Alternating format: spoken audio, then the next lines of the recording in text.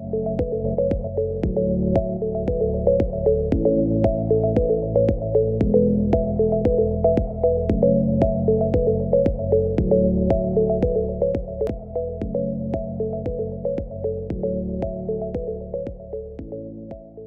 name is Mary and I work for Trócaire. So I'm going to talk a little bit about how we, over the past 2 years, have brought Palestine and then Gaza in particular into our education resources and materials. So quickly, I'm going to talk a little bit about the justice learning journey that we embarked on in 2022 and why we decided to focus on Palestine as part of that, and how we brought the current crisis in Gaza into our most recent materials. And I'll show some examples and highlight some of the methodologies that can be used by development educators in the current context. So just quickly in terms of context, in 2022, we embarked on a 3-year learning journey on justice. So we had taken a 3-year learning journey approach to our materials in the past, one around climate and one around the SDGs. And we decided in 2022 to embark on this justice learning journey. So this was part of a process for the development education team in really regrounding into a justice and rights-based approach, embedding critical methodologies and applying a power analysis, power and systems analysis where possible. We also really wanted to centre the voices of young people as much as possible, as the people best placed to talk about how injustice impacts on their daily lives. So as part of that process, we identified Palestine as a place where we would have the opportunity through our partners to talk directly to young people, and where we could gather content and stories that would really readily lend themselves to highlighting injustice through multiple lenses. So we were fortunate enough, myself and some colleagues, to travel to the West Bank in 2022 to meet with some of our partners and young people and start collecting that content with a view to it being used over the next 2 to 3 years. So each year, the resource had a specific justice-based focus, but it is important to mention that our resources haven't solely focused on Palestine. In order to highlight the global nature of the issues we were looking at, we would look at several countries in any given year. So in 2023, we looked at global justice in broad terms, and we used stories and content from Somalia, Guatemala, and Palestine. And then in 2024, our resources focused on water justice, and the focus was in Malawi and Palestine. So part of why we decided to focus on Palestine is that we knew from our programs and from our partners in Palestine that we would be able to access young people and communities in a way that's not always possible in the different countries where Trócaire is present. We knew that there would be multiple examples of injustice and oppression, and that these would really bring to life the concepts of justice, equality, and fairness that we could then deliver in an age-appropriate way across all of our audiences.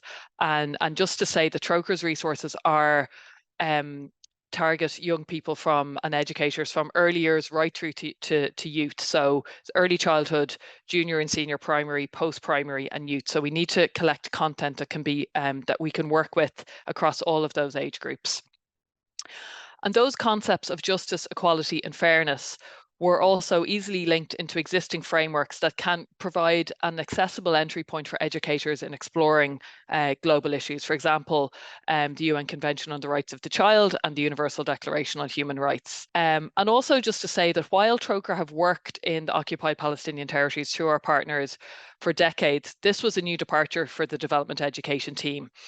We had a huge amount to learn, and we continue to have a huge amount to learn. So at no point did we consider ourselves experts. So we were very much on our own learning journey as well. So in 2023, some of the justice lens that we took focused around kind of freedom of movement, the right to play, and safety. And we also really focused on activism and action in our partner organisations in our communities to really show again that global citizenship angle of how people were taking action against the injustice that they were facing. 2024, as I said, the focus was around water access and water equity. So who controls the water? What is the impact of that power imbalance? What are the impacts on people's lives when they don't have access to enough clean, safe water? And then we used water as that lens to look at what was happening in Gaza. In just a little bit more context, so we had already begun the process of developing our materials in July, August 2023. So they were already at quite an advanced stage when the events of October 7th happened. So in 2023, we developed the materials focused a lot on the history and the context of the region. They were more focused on the West Bank because that's where we had been able to travel to in 2022, but that they had taken that kind of broad overview of the region. So we knew in 2024 we didn't really need to get back into that wider context too much. And we had included Gaza in our water justice resources because water access had always been a pressing issue under the blockade and was one of the ways that we could show that power imbalance. After October 7th, we knew we needed to bring more focus to Gaza and give a little bit more detail on the wider context and the history of Gaza, but still using water justice as a lens to look at that crisis. Also, we were writing these materials in October and November. So we didn't know what way things would be in January when the resources would be published. So we wanted to make sure that that the resources would still be relevant in January and beyond as well for any educators who wanted to look at this area.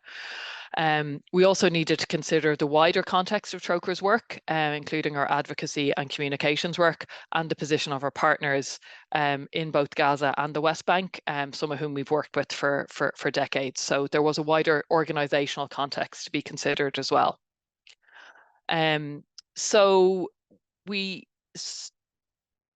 Like I said, we knew that we needed to keep the resources as relevant.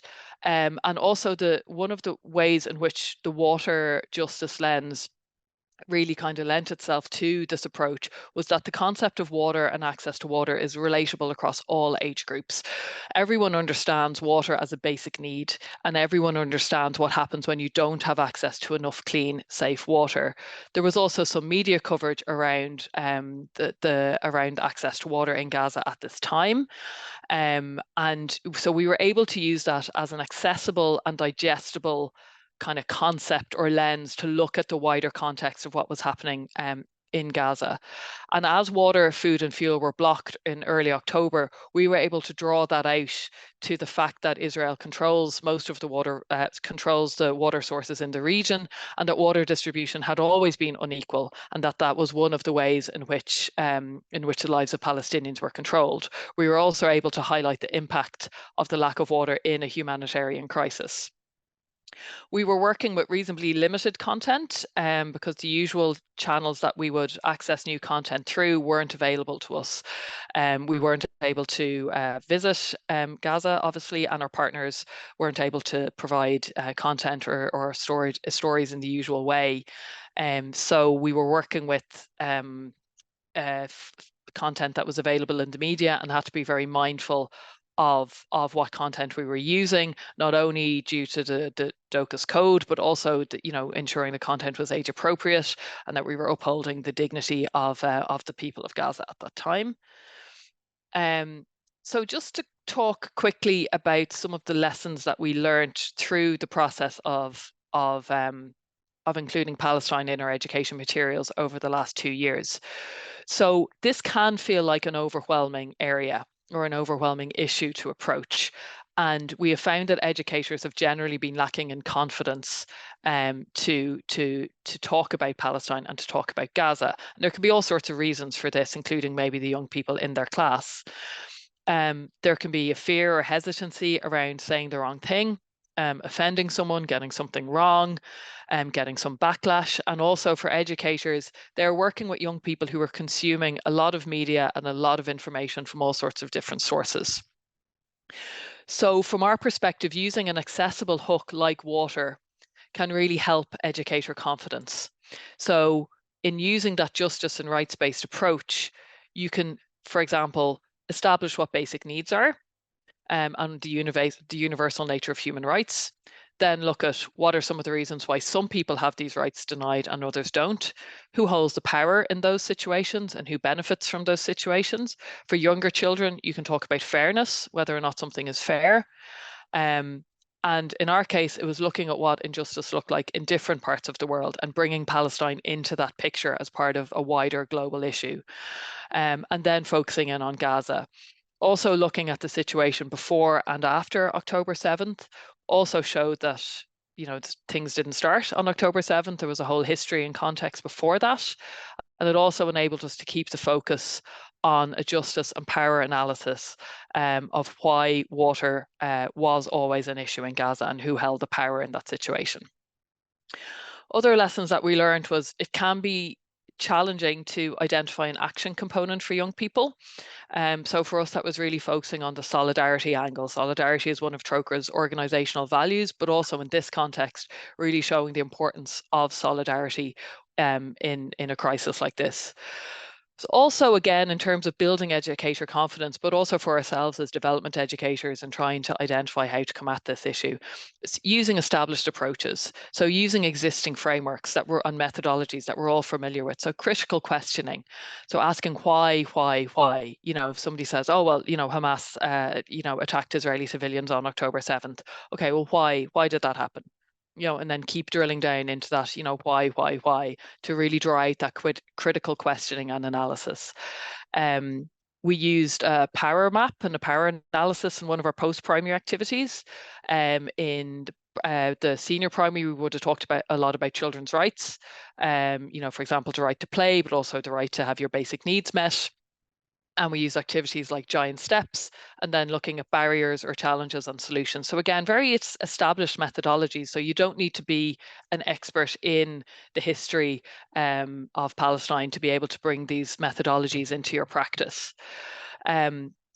Centering young people and really giving young people the opportunity to tell their own story and to highlight the injustice in ways that we're just not able to do was very powerful, particularly in 2023 and the global justice resources for us. And also using visuals and video. We used a lot of visuals of the wall in the West Bank. We used a lot of visuals of water tanks and of settlements that would show, for example, a swimming pool in a settlement, and then a village where the only access to water is through water tanks. And again, that can get across a concept that can be quite complex to explain, but a visual can really get that across in a very powerful way. So that's a summary of the lessons learned. Just in terms of, I'm not going to go into these too much, just in terms of time. I actually have a timer on my screen, which is quite helpful. But for example, we developed a PowerPoint to really give that kind of context, break down the context and provide in-depth educator notes, again, to support that educator confidence, and also link it to the other activities. We produced a water justice video that I'm going to show a little bit of now. And as I said, we developed a water and power activity for use at post-primary, which brought in that power analysis and looking at the barriers and the causes of why those barriers existed. So that's all the talking I'm going to do. I'm going to show a little bit of the water justice video, I think of about 3 minutes. So I'm just going to show the Palestine part. Just to say this video has partners, but not young people, because the young people didn't talk about water in the interviews that we did with them. Occupied Palestinian territory. Access to safe and affordable water for Palestinians is a big challenge, and many people struggle to fulfill their basic water needs. Since 1967, Israel has controlled the water sources and water systems in the West Bank and Gaza Strip. Some Palestinians in the West Bank are not connected to the main water system, and others have limited access to water. This contributes to high levels of poverty among many Palestinian communities. People like Lubna and Sarit are working for justice and equality in the occupied Palestinian territories, including ensuring equal access to water. Israel controls all the water resources in the West Bank and only allows Palestinians to have access to very small quantities that are nowhere near enough to what we need on a day-to-day basis. So imagine not being able to flush your toilet, not being able to wash your dishes, not being able to take a shower, not being able to wash your hands or brush your teeth because you don't have water. Israeli settlements in the West Bank are communities where Israeli citizens live on land that has been stolen from Palestinians. These settlements are illegal under international law. Israelis living in the settlements have unlimited access to clean, safe water, while Palestinians living in nearby villages often have no choice but to buy water to store in large tanks. Israel has established civilian communities here that enjoy all of these benefits like land and water, and while at the same time virtually all of the Palestinian communities around here do not receive the same services. Israel does not allow them, for example, to build, construct and develop according to the needs of the community. In the Gaza Strip, access to water has always been a serious challenge. Israel placed Gaza under a blockade in 2007, and this made the movement of people and materials in and out of Gaza almost impossible. It was very difficult to get the materials and equipment in that were needed to maintain the water treatment system, and this meant that over 90% of the water from Gaza's main water source, the coastal aquifer, was considered unsafe to drink. Following horrific attacks by Hamas on Israeli civilians, since October 2023, almost the entire population of Gaza has been forced to leave their homes due to the bombardment from the Israeli military. They are living in overcrowded and unsafe conditions. Homes, schools and hospitals have been badly damaged or destroyed by bombs and missiles, and there is not enough fuel, food or clean water. Water pipes, reservoirs and water treatment stations have been destroyed during the attacks by Israel. Many people have no choice but to drink dirty water or water from the sea. This lack of access to clean water in particular has a serious impact on health and sanitation, especially for children, in a situation where people have already lost so much. This is an injustice. From that video, there was an introduction and a piece on Malawi and a conclusion, but I will pop the link into the Google document for anyone who's interested in seeing the whole video. So that's all from me at this point.